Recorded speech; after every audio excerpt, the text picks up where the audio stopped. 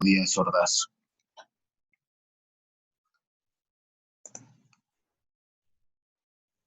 Particularmente, en esta ocasión revisaremos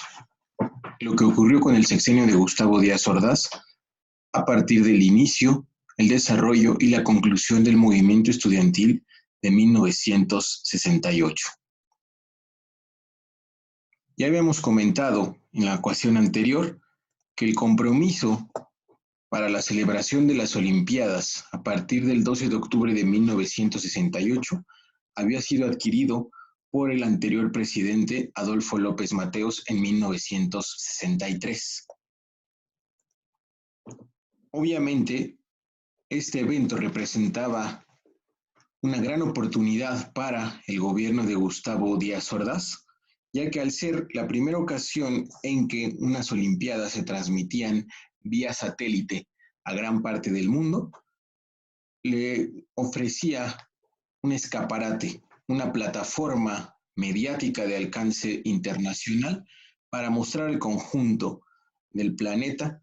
la situación y alcance de nuestro país en el contexto del llamado milagro mexicano. Por eso todo lo que ocurriera en los días previos a este evento deportivo sería de gran trascendencia para el país y particularmente para el gobierno de Díaz Ordaz. Concentrémonos entonces en el origen, evolución y conclusión del movimiento estudiantil de 1968. Para ello es importante remitirnos en primer lugar a los antecedentes, es decir, cuáles fueron algunos acontecimientos sociales y particularmente estudiantiles que explican la importancia y el alcance que tendrá el movimiento de 1968.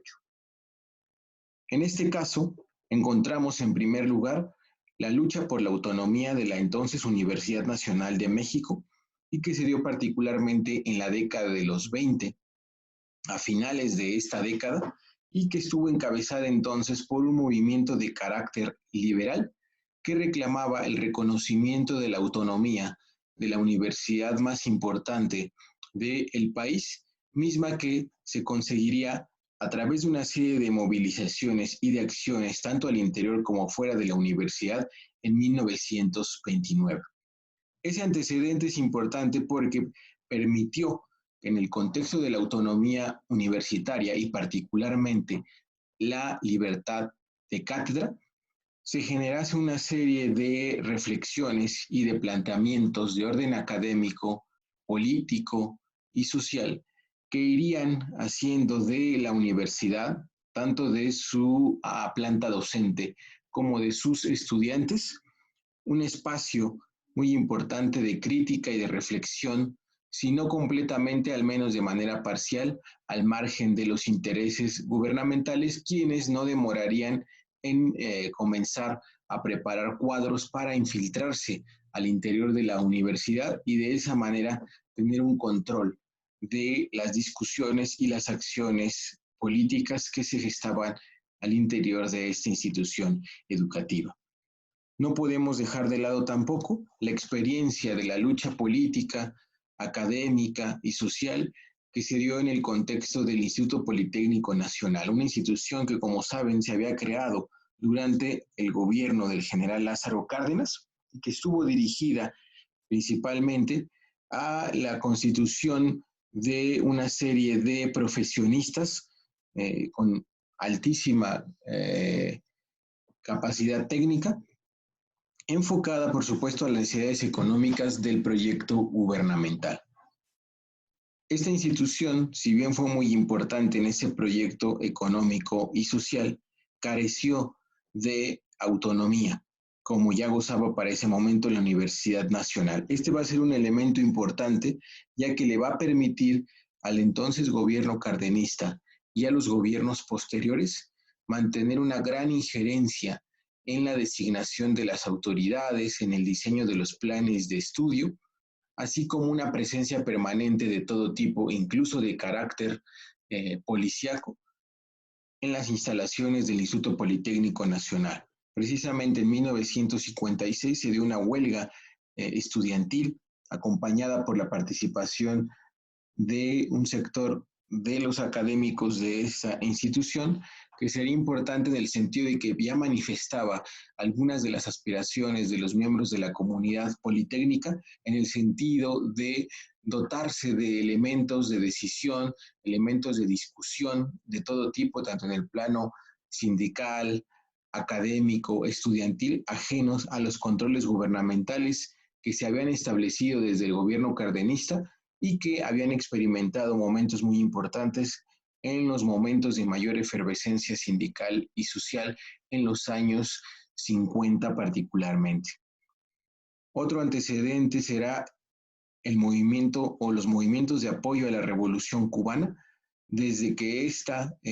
había iniciado con el asalto al cuartel Moncada, así como después de su triunfo en 1959. Eran muy comunes en distintas manifestaciones de los años 50 y los años 60 en nuestro país, las muestras de apoyo a el régimen y a la revolución cubana por su proyecto económico, social e incluso internacional. De manera relevante también tendrá que una participación el Partido Comunista Mexicano, así como las juventudes comunistas de dicho partido, en la difusión de los alcances y la solidaridad hacia el movimiento cubano. Otro aspecto a resaltar será la influencia que tuvo en los años previos, prácticamente una década, en 1958, del movimiento ferrocarrilero inspirado en la dirigencia de Demetrio Vallejo, Valentín Campa y sobre todo en las acciones de huelga que se llevaron a cabo, sobre todo en 1958 y 1959. No solo el alcance que tuvo este movimiento en el conjunto de las movilizaciones sindicales de nuestro país, sino también la represión, la persecución de la que fueron objeto sus integrantes y sus simpatizantes, tanto en el gobierno de Ruiz Cortines y después en el gobierno de López Mateos, que ya hemos comentado en sesiones anteriores, pues van a significar, si bien una desmovilización a corto plazo en el sexenio de López Mateos, pero también la acumulación de una serie de aprendizajes por parte del propio movimiento, no solo ferrocarrilero, sino obrero en general, pero también una memoria histórica dentro de las clases explotadas de nuestro país que buscará nuevos contextos de lucha más favorables para dichas movilizaciones. Otro conjunto de antecedentes ya más cercanos a el periodo de 1968 estarán marcados por el movimiento estudiantil magisterial de la Universidad Nicolaita en Morelia en 1963.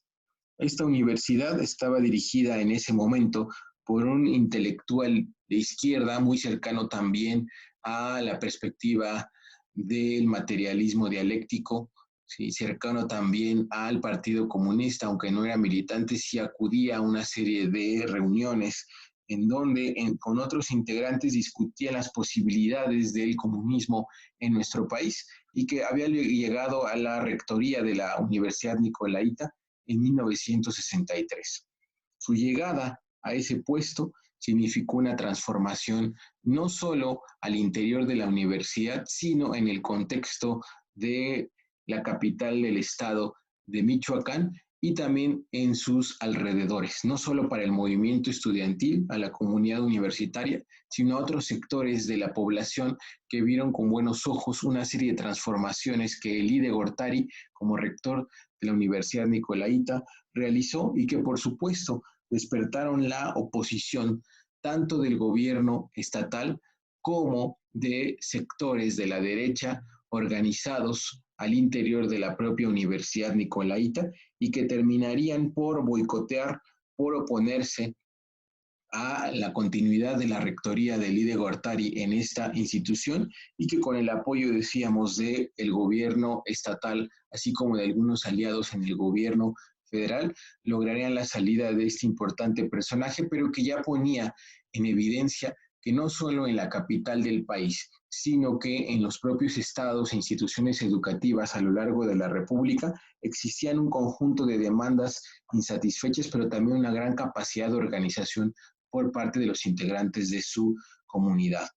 Ya en el sexenio de Díaz Ordaz, encontramos, por supuesto, un elemento que ya señalamos en la sesión anterior, el movimiento de médicos en 1965,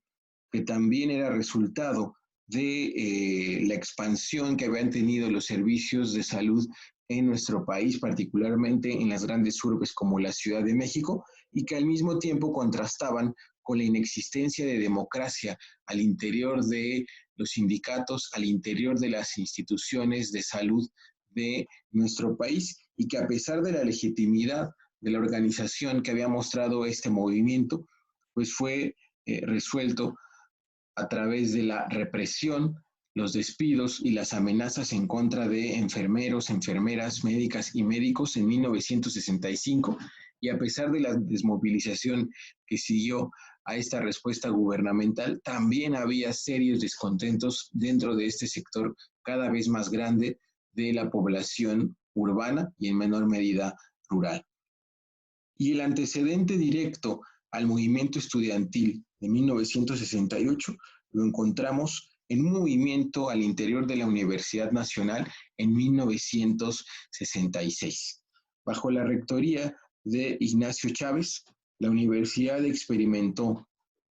un movimiento que sentaría algunas bases que veríamos ya de manera mucho más clara 2 años después, en 1968. Este movimiento comenzó de manera muy focalizada en la Facultad de Derecho, a través de una serie de expulsiones que se decretaron en contra de algunos estudiantes, y la respuesta al inicio por parte de la comunidad de esta facultad, y que de alguna manera también cuestionaban los mecanismos autoritarios, los mecanismos centralizados, antidemocráticos, por parte no solo de los directivos de las distintas facultades y escuelas, sino en general por parte de las autoridades y la rectoría de la UNAM. Sí, decíamos que este movimiento es importante no porque se hayan conseguido logros a largo plazo en esta institución, pero sí porque a corto plazo manifestó uno la capacidad de respuesta que tuvo la comunidad ante una problemática de carácter local en la Facultad de Derecho, y que se fue extendiendo con la solidaridad y la participación de otras escuelas y facultades, sino también la capacidad de organización a través de la conformación de un Consejo Estudiantil Universitario, el CEU, que puso en marcha un mecanismo de toma de decisiones y de discusión de alternativas y posiciones del movimiento frente a las autoridades, y cuyo efecto más importante sería la renuncia del rector Chávez y la designación de un personaje que también será importante en el desarrollo del movimiento de 1978, y estamos hablando del ingeniero Javier Barros Sierra. ¿Qué nos dicen entonces este conjunto de movimientos y de experiencias sociales y políticas? Pues hablamos de movimientos de contenido popular que buscan también evidenciar una tradición antiautoritaria de esta clase media urbana en ascenso, que se había ido nutriendo precisamente por los procesos de migración campo-ciudad que se vivieron en las décadas anteriores, los 40, los 50 y principios de los 60, y que se habían forjado bajo esta memoria histórica de los distintos movimientos, muchos de los cuales, como ya señalamos, habían sido derrotados en el corto plazo, pero que habían mostrado esta capacidad de resistir, de organizarse y de actuar frente a los distintos gobiernos, frente a las distintas instancias que buscaban controlar de manera autoritaria y antidemocrática todos los aspectos de la vida al interior de las universidades, instituciones educativas, instituciones de salud, organizaciones sindicales, pero que a pesar de esa represión, de esa cooptación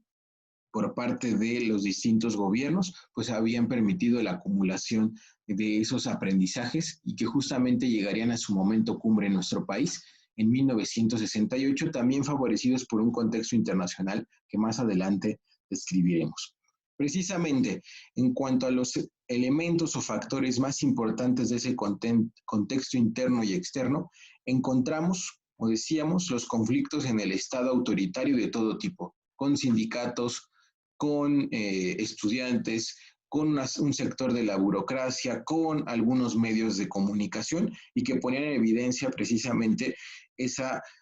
incapacidad de los distintos gobiernos, particularmente el de Díaz Ordaz, para llevar a cabo una serie de modificaciones, de reformas que fuesen en el camino de una apertura política y social de manera gradual. A nivel internacional destaca, por supuesto, la Revolución Cubana, que había triunfado en 1959, y los logros que a corto plazo va a ir manifestando, va a ir propagando, sobre todo su reforma agraria, la nacionalización de bienes estratégicos para la economía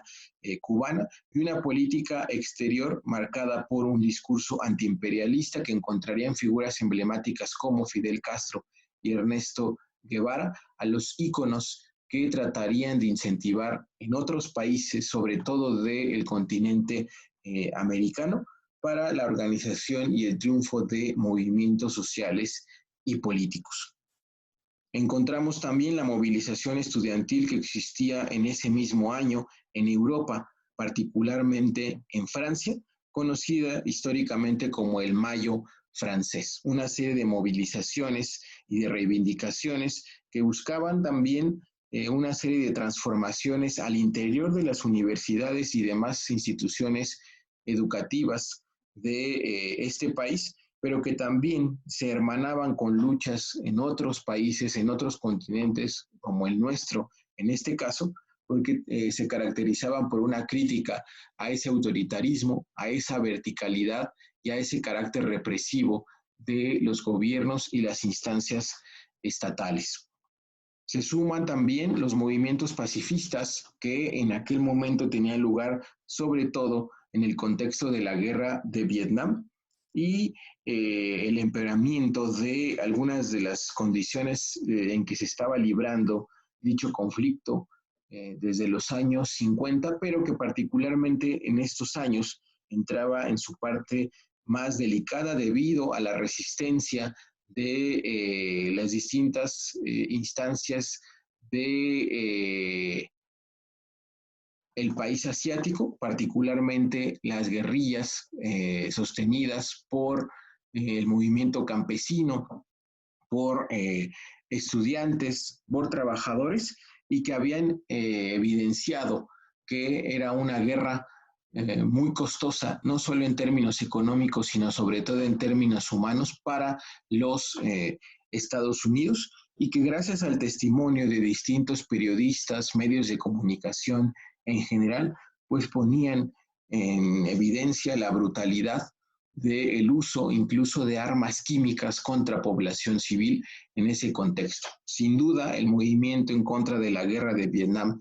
en Europa, en Estados Unidos, en América Latina, pues fue un elemento que también hermanó, vinculó a estas luchas de distinto tipo en los años 60, particularmente en 1968, y que ellas pues confluían en una crítica a la política exterior no solo belicista, sino imperialista en general del gobierno de los Estados Unidos y sus aliados en distintos continentes. Cerramos esta lista con los movimientos contraculturales, algunos de los cuales ya señalábamos cuando se revisaron los factores internacionales en la década de los 60 y que se van a caracterizar por el cuestionamiento a pilares de la cultura y la sociedad internacional en boga en esos años, ¿no? Cuestionaban, por supuesto, el carácter patriarcal de la política, del ámbito educativo y de la sociedad en general. También cuestionaban el consumismo como uno de los elementos fundamentales de la sociedad internacional de aquellos años. Cuestionaban también el carácter conservador que se vivía en distintas instancias sociales, particularmente la familia, las escuelas y por supuesto también los medios de comunicación y cómo las distintas expresiones artísticas y culturales que se promovían como parte de esta resistencia y de esta lucha, pues representaban una alternativa frente a ese conjunto de ideas dominantes hasta ese momento y que encontrarían expresiones muy importantes en la literatura, en la música, el cine y la pintura. En esta diapositiva se sintetiza la confluencia de los principales elementos internos e internacionales que van a ser parte de ese contexto que explican, pero que por supuesto no determinan en ninguno de los casos al movimiento estudiantil mexicano de 1968. Del lado izquierdo encontramos a los elementos de orden interno, de los que ya hablamos, movimientos sociales contra el autoritarismo, el corporativismo, la represión y las estructuras de poder en general, y del lado derecho encontramos esos elementos de orden internacional, la Revolución Cubana, sus acciones, la forma en que representaban un punto de comparación frente al cada vez más autoritario, represivo y oligárquico sistema y modelo mexicano, los movimientos estudiantiles en Europa y los movimientos pacifistas en los Estados Unidos. Esta confluencia entonces de elementos ahí sí explican en su conjunto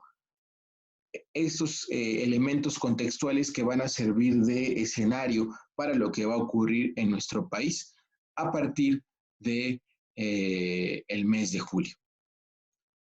En esta diapositiva se incluyen algunas escenas, algunas imágenes simbólicas, icónicas de los factores que acabamos de mencionar, sobre todo las movilizaciones estudiantiles en Francia, las grandes concentraciones contra la guerra de Vietnam en la capital de los Estados Unidos, y del lado derecho, pues un collage con un instrumento de contrapropaganda, de difusión de las ideas de estos movimientos estudiantiles, sociales en general, y que van a ser también retomados en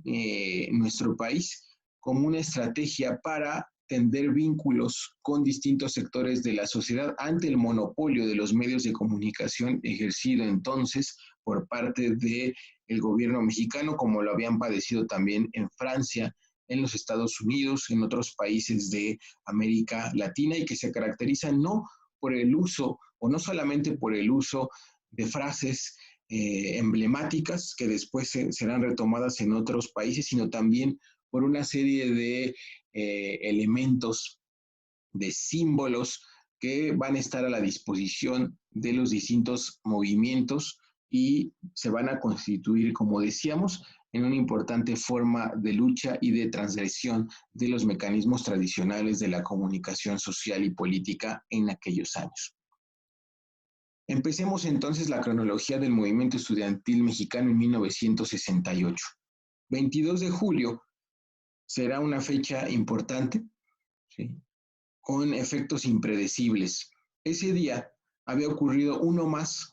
de los enfrentamientos que se daba entre estudiantes de las vocacionales del Politécnico y las preparatorias incorporadas a la Universidad Nacional Autónoma de México, como en este caso. Estudiantes de las vocacionales 2 y 5 del Politécnico, que lo ubicaban entonces en el centro histórico de la ciudad, se enfrentan a los estudiantes de una preparatoria privada, Isaac Ochoa, en la plaza de la Ciudadela. Este enfrentamiento estudiantil, que como decíamos, pues ocurrían con mucha frecuencia en la Ciudad de México, se va a caracterizar y será el punto inicial de esto que desembocará el 2 de octubre de ese año por la represión de la que son objeto los estudiantes de estas tres instituciones educativas por parte del Cuerpo de Granaderos del entonces Distrito Federal, quienes no solo golpean, detienen, hieren a los estudiantes, sino que incluso entran a las instalaciones de estas escuelas ubicadas, decíamos, en el centro histórico de la ciudad, y al ingresar a las escuelas detienen y continúan la represión que ya habían iniciado en la plaza de la Ciudadela. Este hecho entonces se convierte en el detonante de una serie de manifestaciones que inicialmente protestarán contra el uso excesivo de la fuerza, la represión particularmente de este cuerpo de granaderos ocurrido el 22 de julio de 1968.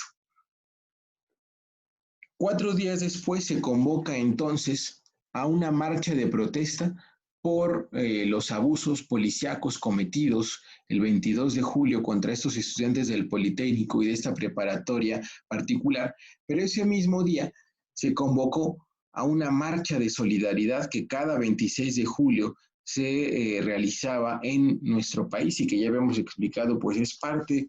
o era parte de una serie de acciones políticos sociales muy común en aquellos años para conmemorar el asalto al cuartel Moncada 15 años antes. Estas marchas iban o tenían como ruta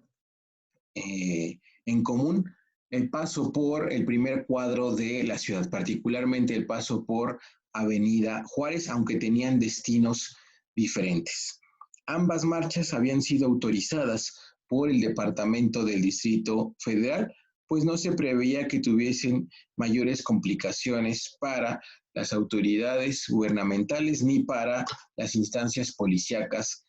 en aquel momento. No obstante, cuando cuando esas marchas coinciden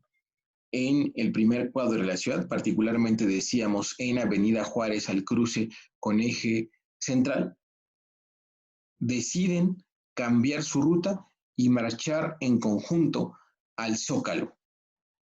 al primer cuadro de la ciudad, al espacio público por excelencia más importante y que salvo en contadas ocasiones había sido escenario de la realización de manifestaciones y de actos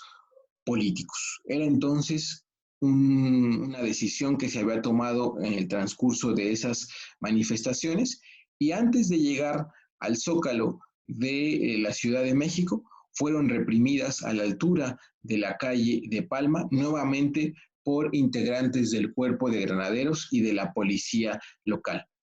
El saldo en esta ocasión no solo fueron estudiantes y personas en general heridas y detenidas, sino aquí hablamos ya de 8 muertos reconocidos oficialmente como el saldo más grave de esta represión contra estas dos marchas que se hicieron una rumbo al Zócalo, un número muy importante también de heridos, lo cual pues ponía en evidencia el grado de violencia que se ejerció contra esa manifestación pacífica y que también hubo 200 detenidos arbitrariamente por parte de estos cuerpos policíacos y esto marcó entonces la escalada en la reacción primero de integrantes de las comunidades estudiantiles, tanto del Politécnico, de la universidad y de algunas otras instituciones, porque recordemos que una de esas marchas, si bien era para protestar contra la violencia ejercida contra estudiantes de las vocacionales y de la preparatoria Isaac Ochoa Terena, también era una marcha en solidaridad con Cuba que era mucho más plural y representativa, es decir, iba más allá del ámbito estudiantil y que habían sido entonces unidos y vinculados otra vez por los efectos de esta represión de los cuerpos policíacos. La consecuencia de la represión del 26 de julio se hará presente en los días posteriores. Hablamos particularmente del 29 y 30 de julio. Se convoca asambleas y de esas asambleas se decide la realización de paros como forma de protesta por parte de los estudiantes, particularmente del Politécnico y de la universidad. Esos paros serán rotos por integrantes no solo de la policía, de los granaderos, sino aquí ya interviene el ejército. Particularmente aquí es importante referirse a lo que ocurrió con la preparatoria número 1, que se ubicaba entonces en lo que es o era el antiguo colegio de San Ildefonso, a una cuadra del Zócalo capitalino, y los estudiantes se habían atrincherado en esa preparatoria. Se niegan, por supuesto, a abrir las puertas cuando se hacen presentes los cuerpos policíacos y militares del gobierno y ante la negativa de los estudiantes deciden ingresar mediante un disparo de bazuca. ¿Sí? El simbolismo de ese disparo de bazuca como si México estuviese en guerra y como si quienes estuviesen dentro de esa institución no fuesen estudiantes, sino fuesen guerrilleros ¿no? Fuesen personas armadas de manera muy importante, pues suscitó a su vez que este conflicto iniciado una semana antes en la Ciudadela ahora escalara para ser un evento de carácter no solo de la Ciudad de México, sino a nivel nacional, puesto que fueron muy difundidas hasta cierto punto las imágenes de los restos de esa puerta, que era un monumento histórico y que había sido atravesada por una bazuca, y que no solamente habían sido agredidos esos elementos históricos del patrimonio de la universidad y de la nación, sino que habían sido acompañados otra vez de cerca de 1,000 detenciones, más de 400 estudiantes heridos y el establecimiento de un virtual estado de sitio en todo el primer cuadro del centro histórico de la ciudad, que era entonces un barrio fundamentalmente universitario y que ante el temor de la respuesta por parte de los estudiantes para las autoridades, decidieron prácticamente militarizar todas las vocacionales, preparatorias y demás instalaciones de la Universidad y el Politécnico que se encontraban en esa región o en esa zona de la ciudad, y que por supuesto también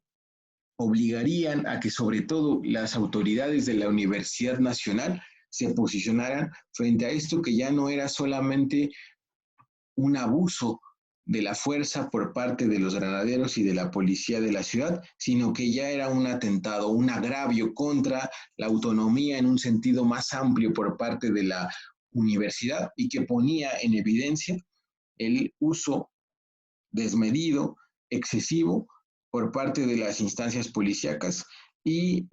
la represión de la que estaba siendo objeto este conjunto de integrantes de la comunidad estudiantil, particularmente en la Ciudad de México, pero que ya había sido mostrado en otros contextos a nivel nacional o frente a otros gremios como los ferrocarrileros, los médicos, los profesores, en los gobiernos anteriores y en este gobierno también en 1965 y 1966.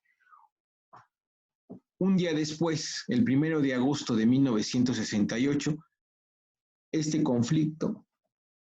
adquiere mucho mayor relevancia por el posicionamiento del entonces rector Javier Barros Sierra. Decide convocar a un acto político en frente de la torre de rectoría, en el cual no solo pronuncia un discurso, sino que iza la bandera mexicana a media asta, como una forma de protesta por lo que consideraba había ocurrido con el bazucazo en contra de la preparatoria número 1.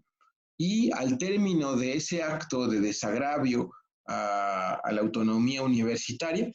encabeza una marcha muy concurrida, muy importante, que digamos será la primera en la cual confluyen tanto estudiantes como autoridades universitarias en aquel contexto, y que muestra la unidad y el liderazgo de este personaje, Barros Sierra, en una lucha contra la violencia ejercida por el gobierno del departamento del Distrito Federal, pero que también decíamos había tenido como protagonista al ejército mexicano. Por supuesto, el liderazgo de Barros Sierra será muy importante a partir de ese momento, pero no será el único factor que explique el auge que tendrá el movimiento, particularmente en el mes de agosto y en el mes de septiembre. En ese mismo contexto, entre el 31 de julio y el 2 de agosto, se va expandiendo el movimiento estudiantil a otras instancias, a otros ámbitos de la educación superior de la Ciudad de México, pero también de otros estados, tanto en el norte, centro y el sur de el país. A través de la realización de distintas asambleas plenarias, se toman las instalaciones educativas, se generaliza la huelga y de manera muy importante surge una instancia de toma de decisiones y de discusión que será determinante para el futuro del movimiento. Estamos hablando del CNH, el Consejo Nacional de Huelga, que como habíamos dicho, encontraba un antecedente relevante ya en el movimiento universitario de 1966 contra el rector Chávez y que en este momento adquiriría gran protagonismo, puesto que en él estarían representados y representadas estudiantes de todas las escuelas, facultades y universidades que habían mostrado su simpatía y su participación en el movimiento entre el 31 de julio, el 2 de agosto y en los días posteriores. La forma de discusión por excelencia que se asumirá al interior del Consejo Nacional de Huelga serán las asambleas plenarias. Esas asambleas plenarias pues marcarán también una forma de organización horizontal, abierta, representativa de distintas corrientes, puesto que los representantes del Consejo Nacional de Huelga serán producto a su vez de asambleas y discusiones al interior de cada una de las escuelas y de las instituciones educativas que tendrán cabida en este movimiento. Una vez que se conforma el Consejo Nacional de Huelga, entonces empiezan a definirse acciones y estrategias que sobre todo en materia de difusión acompañarán al movimiento. Recordemos que en el Consejo Nacional de Huelga había cerca de 200, 210 representantes de todas las escuelas que participaban en el movimiento, pero a su vez el Consejo Nacional estaba dividido en distintas comisiones. Una de las comisiones más importantes era la comisión de difusión. Entonces, en esa comisión se encargarían de elaborar carteles, elaborar esténciles, consignas que tratarían de ser un medio de vinculación entre el movimiento estudiantil y el resto de la sociedad mexicana ante lo que decíamos era el monopolio de los medios de comunicación masiva que existía en el país. Se conforman entonces también brigadas políticas o mítines relámpago, que también serán muy importantes. Había más de 200 brigadas políticas que habían surgido desde el seno de este movimiento y que van a ser un mecanismo de comunicación directa entre el movimiento y la población.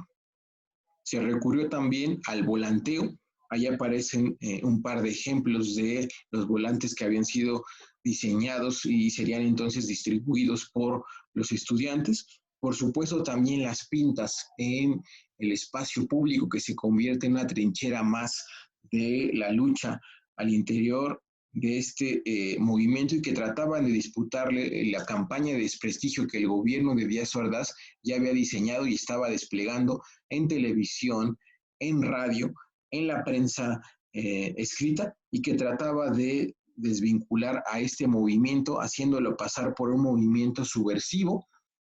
que respondía a los intereses del comunismo internacional que ponía o trataba de poner una serie de límites al llamado milagro mexicano. Llegamos así al 8 de agosto, una fecha emblemática en este movimiento estudiantil, porque en esa fecha se da a conocer ya, digamos, de manera masiva el pliego petitorio del movimiento y que había sido elaborado después de varios días y de discusiones por el Consejo Nacional de Huelga. 6 puntos caracterizaron y conformaron este pliego petitorio. La libertad a los presos políticos, que decíamos era una consigna y era una demanda que se había ido acumulando con el paso de las distintas décadas y que ahora encontraba una de sus principales expresiones. Por eso este movimiento no solo era estudiantil, porque los presos políticos no solo eran estudiantes, los presos políticos más importantes, pues eran líderes e integrantes del movimiento obrero en general y particularmente de los movimientos más activos en los años y décadas anteriores, como los petroleros, como los ferrocarrileros, telegrafistas y el movimiento magisterial. El segundo punto de este pliego, destitución de jefes policíacos. A raíz precisamente de los hechos que habían dado pie a este movimiento el 22 de julio, pues se pedía la destitución de esos jefes policíacos del Distrito Federal, acusándolos, por supuesto, de esta represión y del uso excesivo de la fuerza como símbolos de ese autoritarismo de los distintos gobiernos en este país y la ciudad en particular. El tercer punto, la desaparición del cuerpo de granaderos por ser precisamente el instrumento al servicio de estos jefes policíacos y de esas instancias gubernamentales que se habían constituido prácticamente en un instrumento de la represión y de la violencia contra los distintos movimientos y manifestaciones sociales durante los años y días previos, y por lo tanto se solicitaba su desaparición como una forma de el inicio del desmantelamiento de una serie de cuerpos represivos al servicio del Estado y particularmente del gobierno del Distrito Federal. 4. Derogación del artículo 145 y 145 bis del Código Penal Federal, ya que condenaba a quienes eran acusados en el marco de este delito a la perspectiva de la disolución social. Un delito que, como habíamos mencionado ya en sesiones anteriores, había sido muy importante para los gobiernos mexicanos posteriores a el gobierno de Lázaro Cárdenas, y que en el contexto de la Segunda Guerra Mundial, inicio de la Guerra Fría, se había utilizado para supuestamente utilizarlo contra aquellos integrantes o simpatizantes del comunismo y demás ideologías subversivas para nuestro país, pero que en la práctica se había utilizado de manera sistemática para perseguir y encarcelar a todos los críticos opositores a los distintos gobiernos que sucedieron a el gobierno cardenista y que pues hoy constituían esos presos y presas políticas que existían en nuestro país y que se contaban ya por centenas y que particularmente estaban presos en el penal de Lecumberri. Indemnización de los familiares de muertos y heridos desde el inicio del movimiento. Y aquí se buscaba una reparación a los daños sufridos por las familias de estos asesinados y asesinadas políticos del gobierno en turno, y que pues manifestarían en ese sentido un reconocimiento por parte del gobierno, pero también un resarcimiento de estos daños, tanto psicológicos como materiales, para sus familiares y deudos. Y el sexto punto de este pliego es el deslindamiento de responsabilidades para las autoridades, es decir, una investigación de los acontecimientos, de las cadenas de mando que habían derivado en el ingreso a las escuelas, en las detenciones arbitrarias, en los asesinatos que ya decíamos se contaban por decenas para este momento y que de alguna u otra manera pues impedirían continuar con la impunidad que había caracterizado históricamente a instancias como el Ejército, el Cuerpo de Granaderos y a los gobiernos mexicanos en general. En suma, estamos hablando de un pliego petitorio que fundamentalmente cuestionaba los abusos, excesos del poder en general y particularmente cometidos a raíz de los gobiernos más recientes, de López Mateos y particularmente de Díaz Ordaz. Es un documento fundamentalmente vinculado a demandas de carácter político y legal, pero que en ningún sentido podría ser tachado como un pliego petitorio de carácter subversivo, puesto que no implicaba una serie de renuncias de tipo político al jefe del Departamento de Distrito Federal, mucho menos a algún secretario de Defensa, de Gobernación o del propio presidente, y que mucho menos tampoco planteaba la modificación de la forma de gobierno que se encontraba establecida en la Constitución Política de nuestro país y que tampoco cuestionaba el modelo y la política económica que se había establecido desde finales de los años 40 y principios de los años 50, y que si bien se había reflejado en un crecimiento económico, pues evidentemente había dejado cada vez una más grande deuda social con el ensanchamiento de la diferencia salarial, de el nivel de vida que se tenía en el campo, la ciudad y en las distintas clases sociales al interior de cada uno de estos ámbitos. 5 días después de que se publica este pliego y que se da a conocer, se produce la primera gran manifestación masiva del movimiento y que tendrá lugar en el Zócalo capitalino. Según los cálculos de aquellas épocas, entre 150 y 200,000 personas, no solo, por supuesto, estudiantes, profesoras, profesores, trabajadoras y trabajadores universitarios, sino también, ¿no? Burócratas, obreros, campesinos y sociedad en general acudieron ese día, muchas y muchos de ellos por primera vez a manifestarse en el Zócalo de la Ciudad de México, mostrando con ello la capacidad de organización que en muy poco tiempo había adquirido este movimiento y obligando entonces al gobierno a tomar en cuenta y a responder a este pliego petitorio y sus demandas en general. Ese mismo mes, el 27 de agosto, se produce lo que sería para ese momento la marcha a su vez más importante. Se calcula que ese día acudieron a esta nueva convocatoria del Consejo Nacional de Huelga cerca de 400,000 personas. El movimiento para ese momento ya había alcanzado un carácter masivo, como en ningún otro momento en los años y décadas anteriores. La población mexicana ejercía su derecho a la manifestación en el espacio público por excelencia, que era el Zócalo de la Ciudad de México.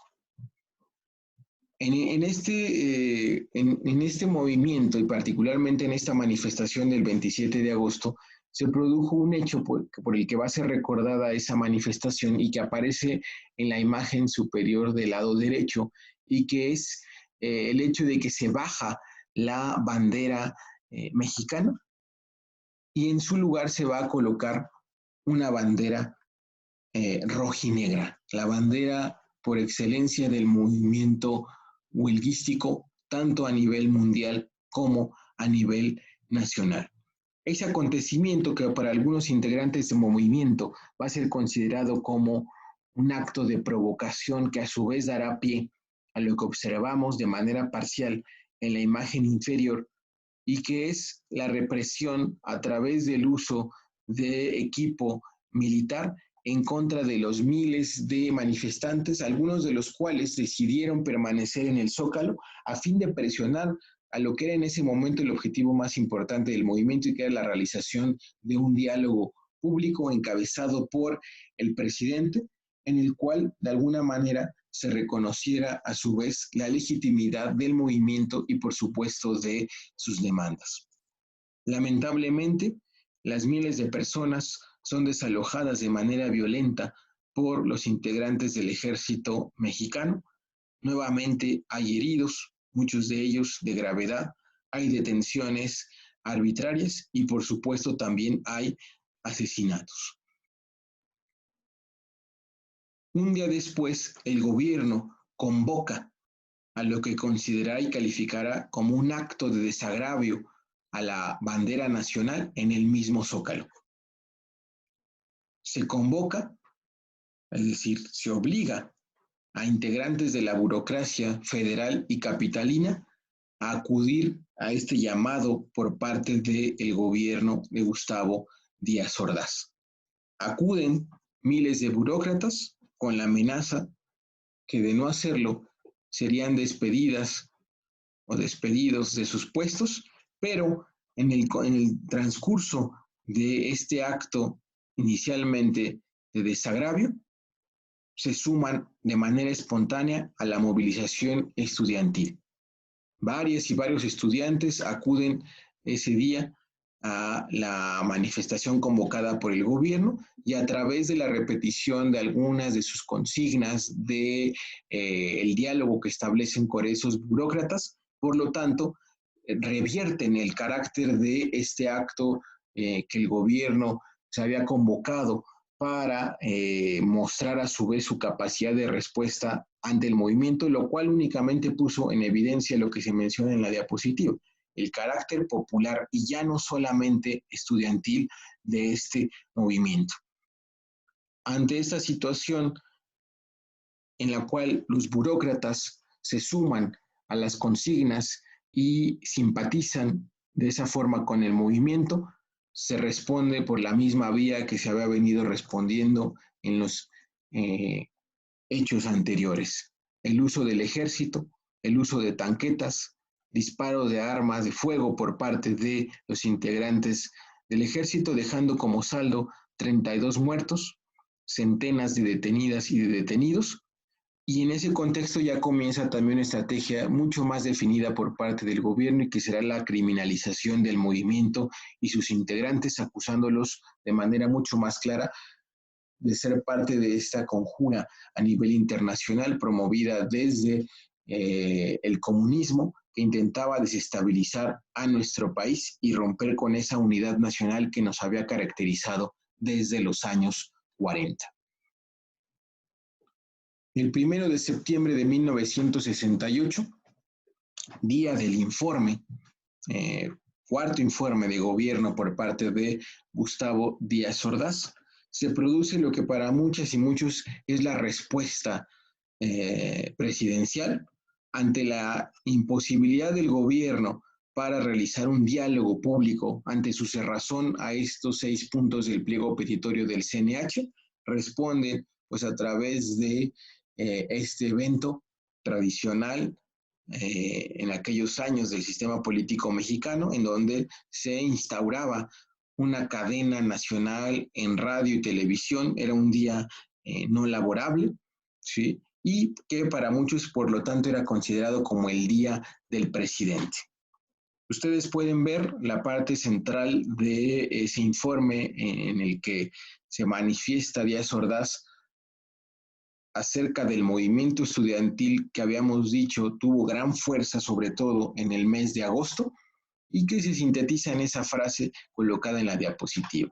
Hemos sido tolerantes hasta excesos criticados, pero todo tiene un límite y no podemos permitir que se siga quebrantando el orden jurídico. Dicho esto,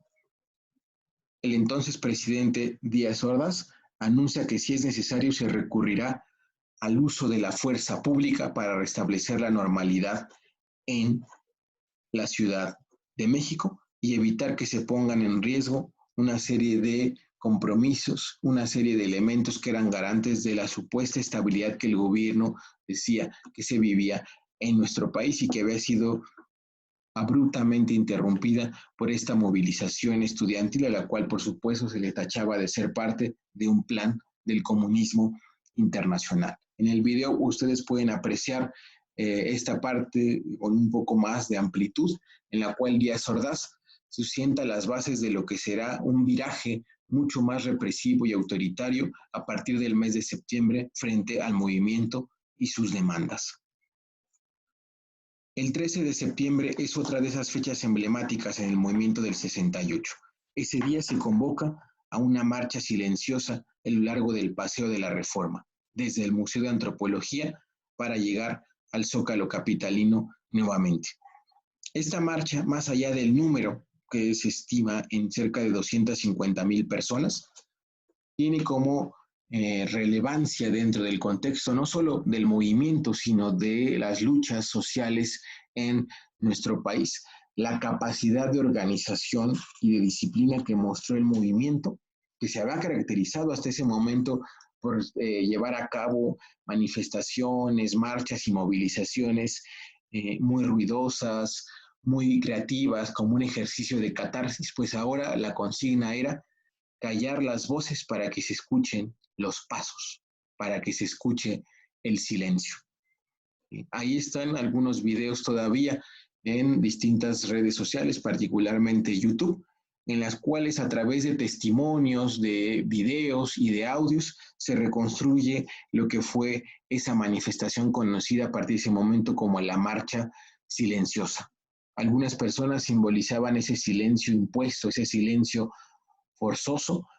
colocando en sus labios dos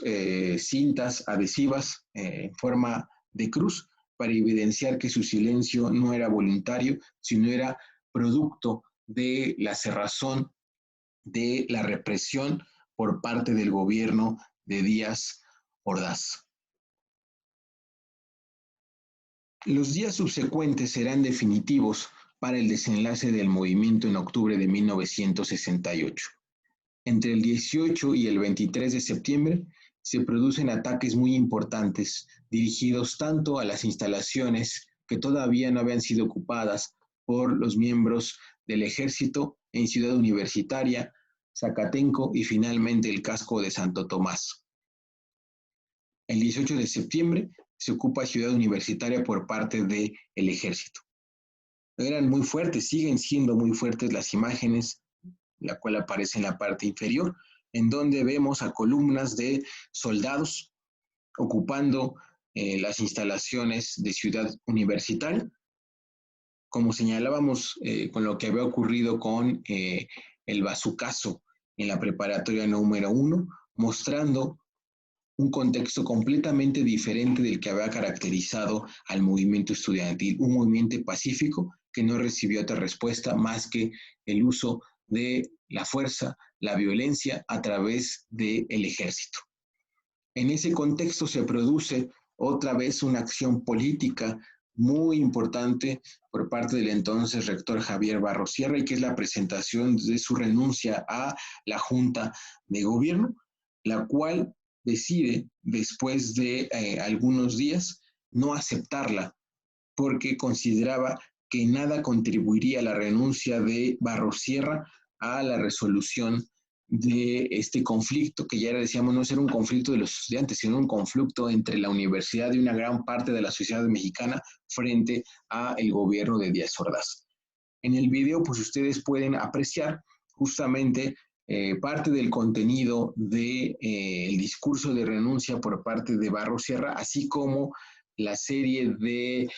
manifestaciones de apoyo y de respaldo que se le dan a este personaje, que se había constituido en uno de los referentes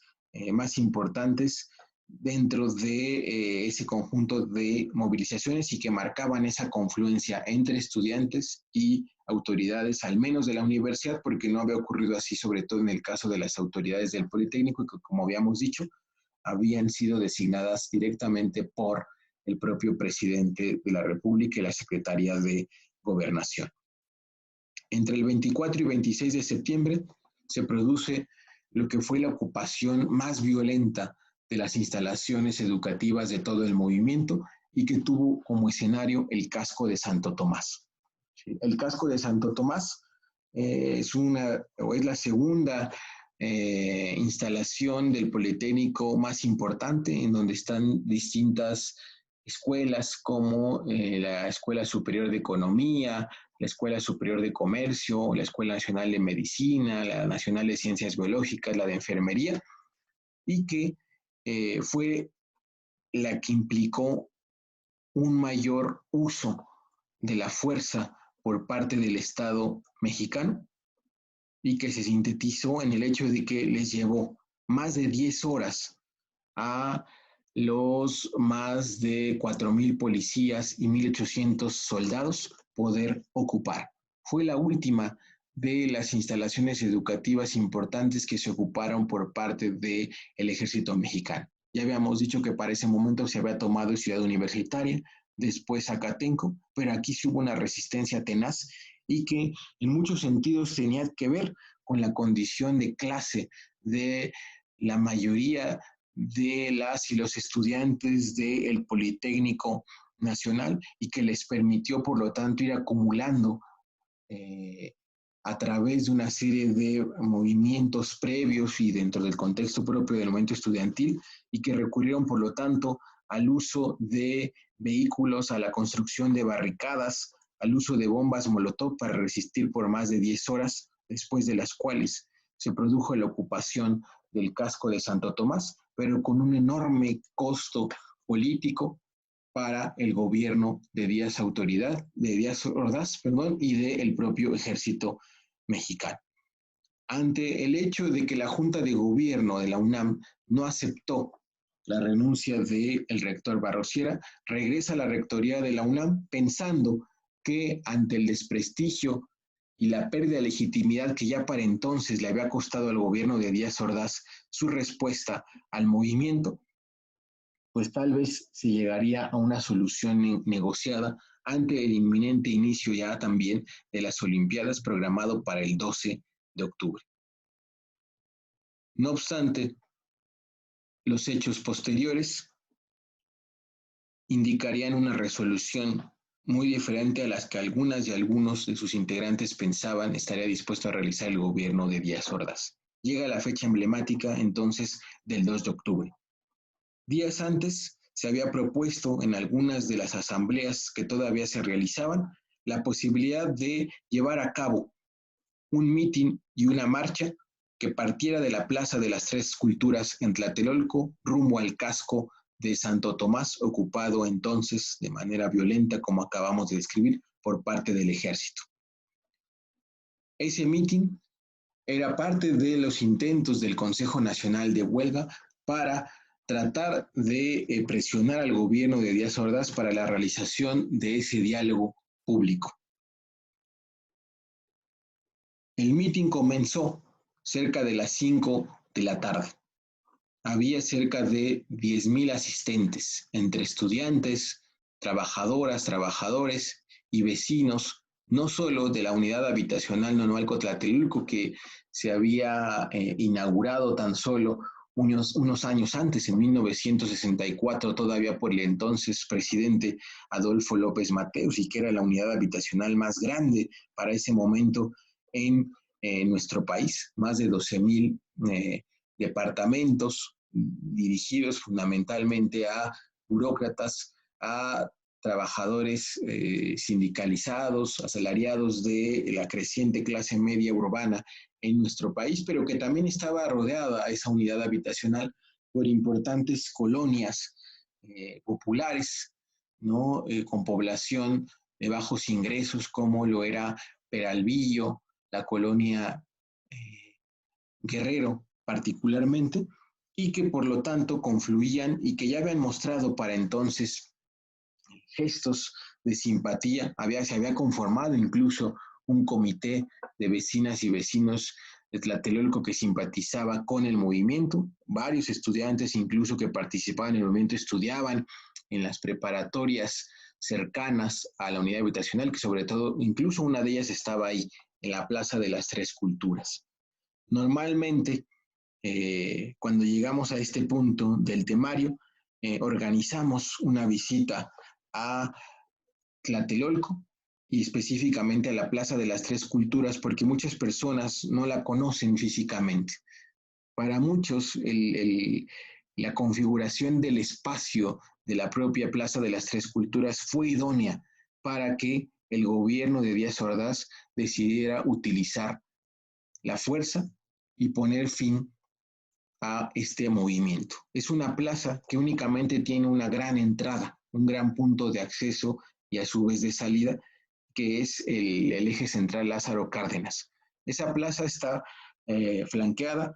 principalmente por el edificio Chihuahua, que es uno de los edificios más grandes de la unidad habitacional Nonualco Tlatelolco.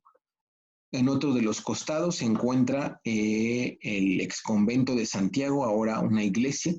¿sí? Que también se complementa con el edificio de la entonces Secretaría de Relaciones Exteriores y que hoy es ocupado por el Memorial de Tlatelolco. Y del otro lado se encuentra uno de los edificios también de la unidad habitacional, la entonces vocacional número 7, y el único punto de acceso relativamente sencillo es a través de las ruinas prehispánicas que se encuentran también en esa plaza. No obstante, desde días y horas previas al inicio de este mitin, el principal punto de acceso y de salida había sido gradualmente ocupado por tanquetas, por soldados y a la postre también se sabría por integrantes de un grupo paramilitar conocido como el Batallón Olimpia, y cuyos integrantes se distinguirían del resto en ese día en particular por el uso de un pañuelo blanco en la mano izquierda de sus integrantes, y que sabríamos con posterioridad a estos acontecimientos, pues había sido entrenado supuestamente con el objetivo de ser el cuerpo de seguridad para las Olimpiadas que comenzarían el 12 de octubre, pero que también se fue especializando en técnicas de contrainsurgencia para poner fin al movimiento estudiantil que tomó fuerza a partir de julio y agosto de 1968. Cerca de las 6 de la tarde, cuando el mitin estaba por llegar a un momento importante con el pronunciamiento de una serie de discursos, los discursos centrales de ese mitin, desde un helicóptero se lanza una señal luminosa que a la postre se sabría fue precisamente la señal que se diseñó para que los integrantes del Batallón Olimpia y del Ejército comenzasen los disparos de armas de fuego en contra de todas y todos los integrantes, tanto del Consejo Nacional de Huelga que se encontraba en el tercer piso del edificio Chihuahua, como contra los más de 10,000 asistentes que se encontraban inermes en la plaza. Obviamente, ante este fuego realizado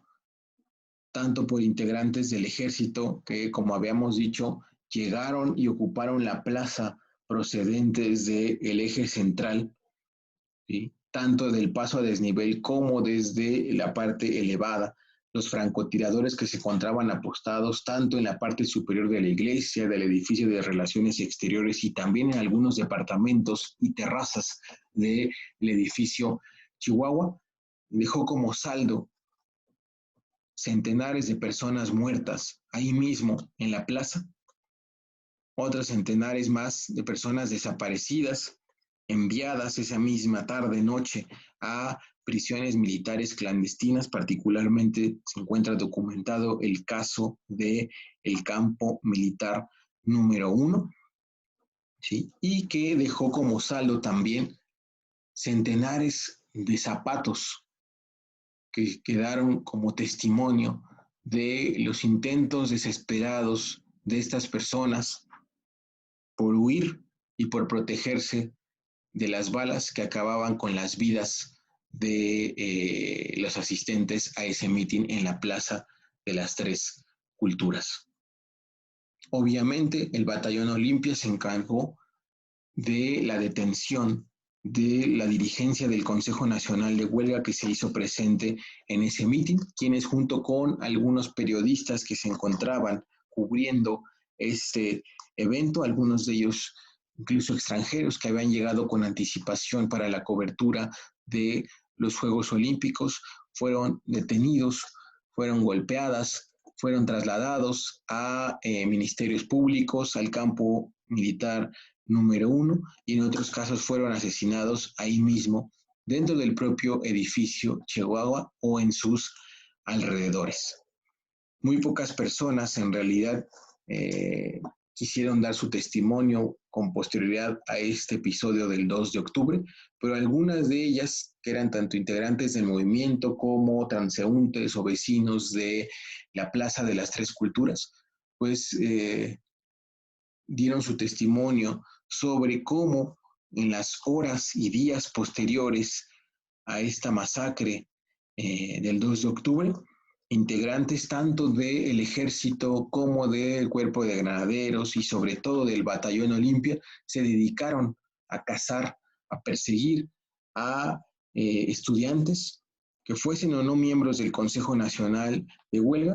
fueron detenidos y en muchos casos desaparecidos a partir de ese momento. Algunas personas incluso cuentan que lograron salvar su vida debido a que se refugiaron en los lugares donde se tiraba la basura dentro de esos edificios, en los ductos, fueron refugiados por vecinos que les permitieron ingresar a sus departamentos hasta que las cosas se tranquilizaran, hasta que pudieran comunicarse con sus familiares y decirles que estaban bien, o incluso también pues conseguir algún medio a través del cual pudieran salir sin ser objeto de estas acciones por parte del ejército y los miembros de los grupos paramilitares. Ahí pueden apreciar la liga para ingresar a uno de los videos que quedaron como testimonios de lo ocurrido el 2 de octubre del 68 en la Plaza de las Tres Culturas y que pues también se nutrieron a partir de esas grabaciones que fueron recuperadas en los días y meses y años posteriores a este acontecimiento, ya que en los medios masivos de comunicación ese día pues no se reportó más que algún tipo de enfrentamiento o zafarrancho al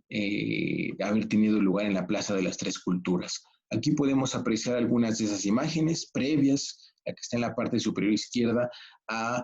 la realización del mitin. Ahí se aprecia lo que les decía, uno de los edificios que está a un costado del edificio Chihuahua. La fotografía está tomada del edificio Chihuahua y se observa esa parte de la plaza en donde se aprecia pues que estaba llena. Se aprecia que también al fondo se encontraban lo que eran las ruinas prehispánicas y desde ahí, a partir de la señal luminosa, se van a desplazar los integrantes del ejército.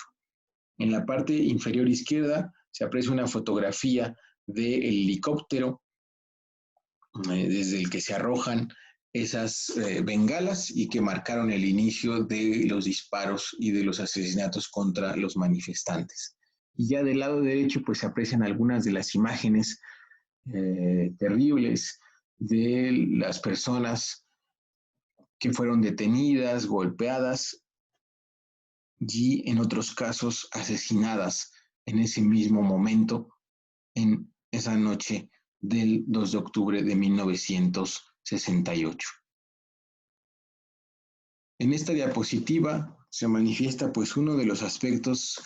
más lamentables de lo ocurrido el 2 de octubre y que fue el papel de los medios masivos de comunicación.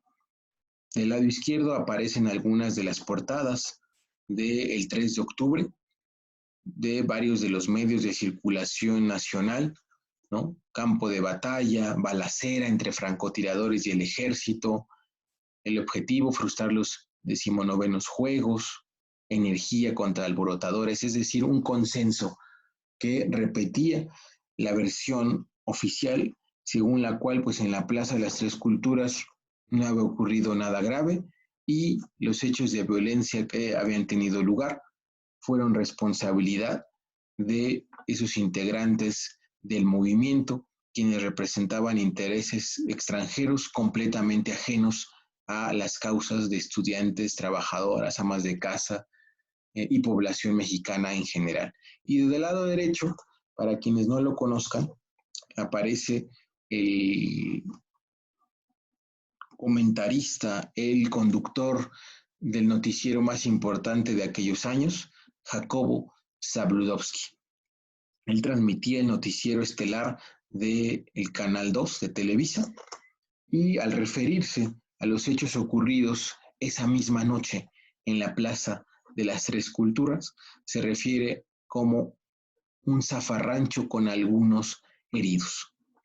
Por supuesto, manipulando, encubriendo lo que en verdad había ocurrido esa misma noche y del cual habían sido testigos no solo periodistas mexicanos, sino extranjeros, pero que la orden desde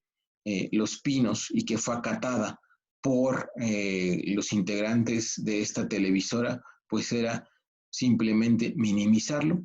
y de alguna manera preparar el terreno para lo que sería el evento más importante del gobierno, tan solo días después, las Olimpiadas de 1968. Por supuesto que hubo medios de comunicación que a riesgo de ser no solo censurados como lo eran en general esta revista, la revista porque era una revista clandestina, sino de ser detenidos, asesinados y desaparecidos los reporteros, los fotógrafos, editores en general de estos medios, sí dieron a conocer fotografías de lo que había ocurrido, ¿sí? Tachando de asesinos a quienes habían dado y ejecutado las órdenes, ¿no? Dejando testimonio gráfico y documental de lo que había ocurrido esa tarde-noche del 2 de octubre en la Plaza de las Tres Culturas. ¿Qué ocurrió después de la matanza del 2 de octubre de 1968. Por supuesto, los integrantes, algunos de ellos en la clandestinidad, que quedaron en libertad del Consejo Nacional de Huelga, responsabilizaron a Díaz Ordaz por lo que había ocurrido en la Plaza de las Tres Culturas. Esto fue prácticamente una semana después de estos hechos. Habíamos señalado que varios de sus integrantes fueron detenidos. Algunos de ellos no serían liberados sino hasta 3 años después. Algunas y algunos de ellos fueron desaparecidos y nunca se supo en realidad lo que ocurrió con ellas y ellos. 10 días después se inauguran los Juegos Olímpicos en el Estadio Olímpico de Ciudad Universitaria, ¿sí? Donde hubo una ligera rechifla para el entonces presidente Gustavo Díaz Ordaz, quien cumplía con ese hecho, con ese evento, uno de sus principales objetivos de su gobierno, y que era dar una manifestación a través de la televisión satelital a todo el mundo de los alcances y los logros del llamado milagro mexicano, a pesar de lo que se había vivido tan solo 10 días antes. Estudiantes de la UNAM y del Politécnico decidieron mantener el paro hasta el 4 de noviembre, ya no poniendo como condición el cumplimiento del pliego petitorio, sino solamente la desocupación de las instalaciones educativas, el hecho de que se comprometiera el gobierno a no tomar represalias y pues a llevar a cabo alguna serie de medidas y también la liberación de sus compañeras y compañeros presos. En definitiva, ya el Consejo Nacional de Huelga, con los integrantes que todavía estaban en libertad, decide levantar el paro y disolverse a sí mismo entre el 4 y el 6 de diciembre del mismo 1968, poniendo fin a una de las experiencias de organización, de discusión y de acción social y política más importantes de la historia de nuestro país en el siglo XX. Es importantísimo no perder de vista el contenido esencial de lo que se conoce como el Manifiesto a la Nación 2 de octubre y que fue publicado por el todavía entonces Consejo Nacional de Huelga el 4 de diciembre. Se señala en ese documento, que les recomiendo lean de manera directa, las características antidemocráticas del sistema político mexicano, los múltiples fraudes electorales que se habían cometido históricamente, pero en particular en los contextos posteriores a la Revolución Mexicana, la corrupción que había caracterizado a todos los gobiernos y a varios de sus más altos funcionarios, así como el ejercicio sistemático de la represión contra todos aquellos movimientos sociales y opositores. Reparaba también ese documento en lo que llamaba los límites del modelo económico y social, es decir, una crítica al autodenominado milagro mexicano, señalando que si bien había habido un crecimiento en términos macroeconómicos, prevalecía la desigualdad. Había escasas oportunidades para jóvenes, obreros, campesinos, estudiantes y mujeres. Y no solo ellos, sino también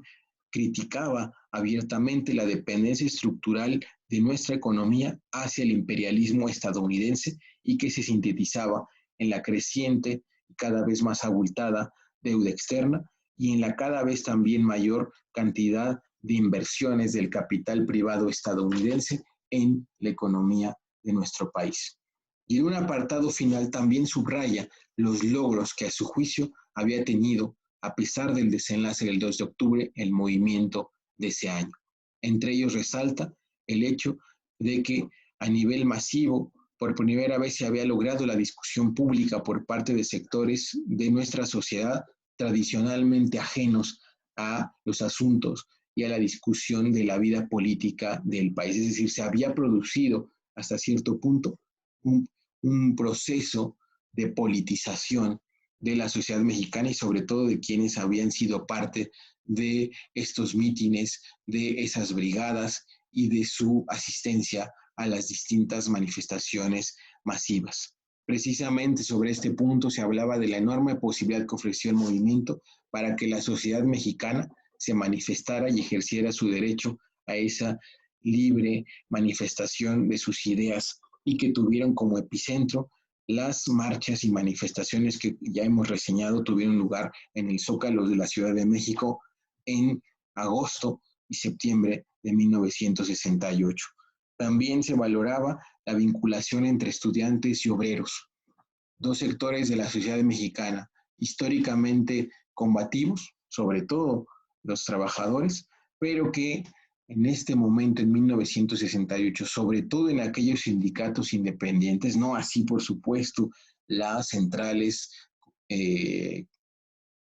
charras o corporativas como la CTM, como la CNOP, como la CROC o la CROM, sino en aquellos sindicatos independientes y el Consejo Nacional de Huelga se habrá dado una vinculación que será muy importante profundizar para que en el futuro se pudiera conformar una gran organización popular de cara a los retos y a la profundización del autoritarismo de los gobiernos mexicanos. Finalmente les comparto un discurso que si bien no se pronuncia con motivo de la disolución del Consejo Nacional de Huelga en diciembre de 1968, sí es un discurso en el cual podemos apreciar ya una valoración previa que hace en voz de uno de sus integrantes, el Búho,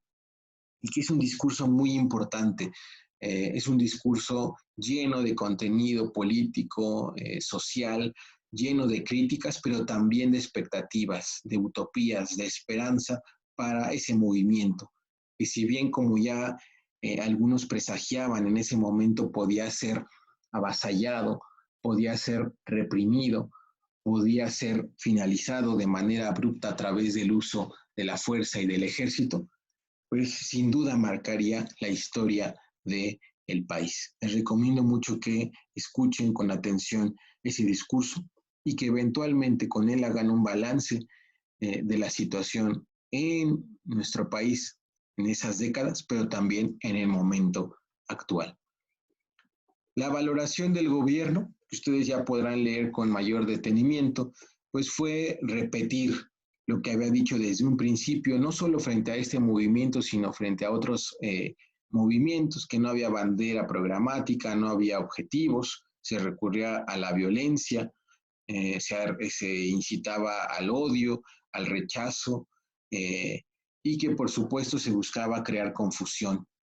¿Sí? Se hablaba también de la subversión públicamente confesada, de la provocación, actos de terrorismo, incluso en algunos medios, en consonancia con esta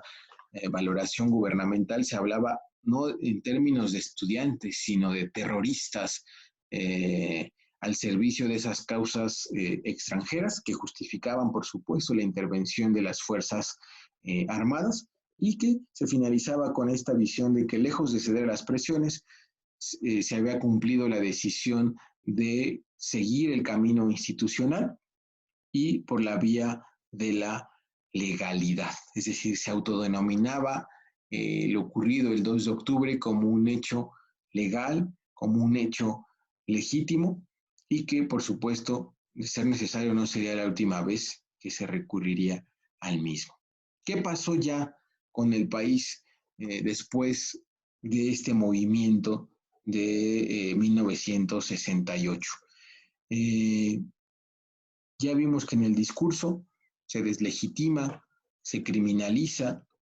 y se trata de minimizar este movimiento. Lo cierto es que más allá del discurso, en los hechos sí hubo una preocupación de Díaz Ordaz y sus integrantes para tratar de evitar un daño a la imagen de su gobierno. Por eso se anticipa en ese momento ya el inicio de la discusión pública del artículo 145 del Código Penal Federal, que como ustedes recordarán, hacía alusión al delito de disolución social. Es decir, de alguna manera se estaba respondiendo a uno de los puntos del pliego petitorio del Consejo Nacional de Huelga. Se reconocen los derechos electorales a todas las personas mayores de 18 años, puesto que hasta ese momento esos derechos se les reconocían únicamente a las personas mayores de 21 años. Con esta acción se busca de alguna manera hacer partícipes de la vida política electoral a los jóvenes desde los 18 años. También se intensificaron, como había sido la constante en gobiernos anteriores después de actos represivos, distintos proyectos sociales en el campo, en las ciudades, en las instituciones educativas principalmente. Ya en lo que fue el penúltimo informe de su gobierno, aquel que pronuncia en 1969, pues Díaz Ordaz asume la responsabilidad de los hechos ocurridos en 1968. Para muchas y muchos no era el preludio de un reconocimiento con implicaciones legales, sino fue sobre todo una estrategia que el gobierno utiliza en 1969 para permitirle al candidato del PRI, que se nombraría tan solo unos meses después, ya a finales de 1969, pues desvincularlo, separarlo de la responsabilidad del gobierno saliente a fin de que llegara de la forma menos ilegítima posible a la campaña, a la elección de 1970 y sobre todo al inicio de un nuevo mandato. Económicamente, sí hubo algunos efectos importantes posteriores al 68, la pérdida de competitividad del aparato productivo nacional, no producto del movimiento, sino como parte de una acumulación de errores y de excesos en el modelo económico que habían ofrecido una gran cantidad de privilegios, de mecanismos de protección al capital privado nacional, particularmente industrial. El colapso del sector agropecuario ante el abandono sistemático del que fue objeto desde los gobiernos de Alemán Valdés, Ruiz Cortines, López Mateos, Díaz Ordaz. Aumento cada vez en mayor escala del gasto público ante la inexistencia de una reforma fiscal y ante las enormes necesidades por legitimar al gobierno a través de un gasto público, se ve incrementado. ¿Sí? Y por supuesto eso nos lleva al último elemento que aparece ahí, la necesidad de contratar cada vez más préstamos en el extranjero debido a la insuficiencia de esos recursos públicos en el interior. Políticamente, pues el hecho más importante sería en ese momento ya la sucesión presidencial que comenzó en 1969 y que se definiría en 1970. Aparecían como posibles candidatos Luis Echeverría y el caso de Martínez Manatú. El primero fue un personaje crucial en la historia política del sexenio de Díaz Ordaz, y el otro, Martínez Manatú, un personaje muy vinculado, incondicional prácticamente de Díaz Ordaz. ¿Sí? Ante los elementos en juego en esa elección, Díaz Ordaz opta por Luis Echeverría, ¿sí? Que de alguna manera pues reconocía el papel que este personaje tuvo en su sexenio como titular de la Secretaría de Gobernación, ¿sí? Por caracterizarse, por tener una retórica y un discurso público pues cercanos a ciertos sectores de alguna manera menos tradicionales de la política y la sociedad mexicana, pero porque también Díaz Ordaz buscaba con este personaje pues asegurarse la impunidad en los siguientes 6 años. La campaña de Luis Echeverría se caracterizó, como ya habíamos anunciado, por un distanciamiento cada vez más claro de Díaz Ordaz, como si eso hubiese sido posible siendo él entonces secretario de Gobernación, y una serie de críticas abstractas al sistema político, económico y social en el cual él mismo se había pues formado, pero que de alguna manera le daban a él cierto margen para acercarse a sectores que habían criticado al PRI y al gobierno de Díaz Ordaz, no solo por lo ocurrido en el 68, sino a lo largo de sus 6 años. Esta situación derivó en el triunfo de Echeverría con 85% de votos, lo cual pues era una cifra muy común en las elecciones presidenciales de aquellos años, pero que sobre todo también se había reflejado en una menor participación de la población en ese proceso electoral, que era en realidad el dato relevante de la participación política, de la legitimidad con la que contaban los gobiernos, no tanto el porcentaje de votos a favor del candidato del PRI, sino la participación de la población en ese contexto. Las conclusiones de todo este sexenio se aprecian en el terreno económico, ya fue el final del modelo de desarrollo estabilizador, no solo por la salida de Ortiz Mena como secretario de Hacienda para 1971, sino por el reconocimiento que él mismo hizo cuando rinde un informe ante instancias internacionales de lo que había sido su gestión durante prácticamente 12 años. México seguía siendo, en 1970, un país subdesarrollado. Por lo tanto, la política del llamado desarrollo estabilizador había fracasado en su objetivo principal. De manera más específica, las exportaciones habían caído, habían retrocedido prácticamente a la mitad. Eso sobre todo debido a la caída de las exportaciones agrícolas, cuya crisis se profundizó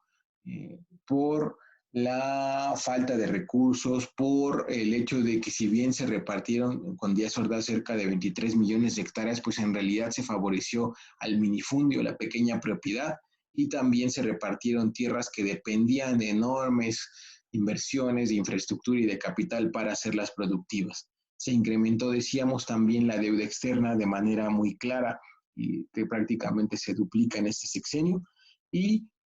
si continúa la profundización inequitativa de la distribución de los ingresos, haciendo que en el siguiente sexenio se manifestaran con mucho más fuerza que en el sexenio que estaba finalizando las desigualdades y el descontento de grandes sectores de la población, tanto rural como urbana. En los terrenos político y social, este sexenio no fue el único en el que se manifestó ese autoritarismo, esa cerrazón, esa falta de apertura, pero sí fue en el sexenio en el que se mostró de manera mucho más clara, gracias a las movilizaciones, por un lado, de la sociedad y estudiantil en particular, pero por otro lado, de la respuesta gubernamental, esa debilidad del sistema político mexicano para dar un cauce institucional, un cauce pacífico a esas demandas de democratización, de autonomía y de libertades políticas. Por lo tanto, al recurrir al uso de la fuerza de una manera desmedida y nunca vista como la que ocurrió el 2 de octubre del 68, de manera gradual, el PRI y esa clase política que lo representaba fue perdiendo legitimidad. No se manifestó esa pérdida de legitimidad en la elección de 1970 por las condiciones políticas, sociales, mediáticas que existían en el país, pero sin duda 1968 va a ser el inicio de un cambio gradual en el terreno político electoral que se vive en nuestro país y que de alguna manera pues va a culminar no en el año 2000, como lo denominaban los propios panistas tras el triunfo de Vicente Fox, sino, si acaso lo podemos ver, hasta el triunfo de el primer proyecto, de alguna manera vinculado con algunas demandas ideológicas de aquel movimiento, como lo sería el triunfo de el movimiento encabezado por López Obrador en 2018. Ahora, de manera muy importante, y ahí sí, con efectos en el corto plazo, varios de los integrantes del movimiento estudiantil y de otros movimientos obreros, otros movimientos gremiales y campesinos que se van a enfrentar a esa represión, a esa mano dura del gobierno de Díaz Ordaz y sus antecesores, optarán ya no más por la lucha pacífica, por la lucha institucional. Optarán entonces por el uso de las armas a través de la conformación de movimientos guerrilleros, tanto rurales en un primer momento como urbanos en un segundo instante, y que veremos con toda su fuerza emerger y actuar en el sexenio de Luis Echeverría. En esta parte de la presentación ustedes podrán encontrar distintas fuentes de consulta de lo que fue este movimiento. Una de esas fuentes de consulta pues es la poesía, es la literatura, y aquí ustedes pueden encontrar y leer de manera detallada uno de los testimonios literarios más importantes de aquellos años, y que fue el poema de Rosario Castellanos conocido como Memorial de Tlatelolco. Y este poema está integrado en la colección del Memorial de Tlatelolco, que como les digo, hoy en día está presente en lo que fue la torre de la Secretaría de Relaciones Exteriores, en uno de los costados de la Plaza de las Tres Culturas, y que de alguna manera pues es muy simbólico, muy representativo de lo que se vivió en aquel año y también de lo que ocurrió después del 2 de octubre del 68. Referencias adicionales, ensayos emblemáticos como La noche de Tlatelolco de Elena Poniatowska, Los días y los años de uno de los participantes del movimiento, uno de los dirigentes, Luis González de Alba, otro de los personajes más activos en el movimiento desde la perspectiva académica, desde la práctica política, crítica, que fue José Revueltas, México 78, Juventud y Revolución, Oriana Fallaci, una de las periodistas extranjeras, italiana en particular, que escribió sus testimonios en ese documento Nada y así sea, Parte de guerra, de el fundador de la revista Proceso, Julio Scherer, y que dirigió en el sexenio de Echeverría el periódico Excelsior, y también 1968, El fuego de la esperanza, de un joven entonces activista, integrante del comité de huelga de la preparatoria número 2, Raúl Jardón. Por supuesto, también en el terreno literario algunas novelas, algunas de ellas más o menos conocidas, Los símbolos transparentes, Regina, 2 de octubre, La plaza y Las muertes de Aurora de Gerardo de la Torre. Documentales y películas, El grito, fue una de las que les compartí en la página en Facebook de Leobardo López, cuya principal aportación es recuperar videos de lo ocurrido en el 2 de octubre y que durante muchos años fueron el único testimonio visual de lo que ahí había ocurrido. Después la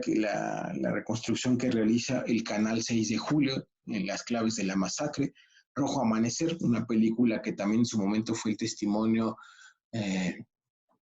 más importante en el ámbito de la industria cinematográfica, y Borrar de la memoria de Alfredo Gorola, una de las más recientes en 2011. Con esto terminamos este sexenio de Gustavo Díaz Ordaz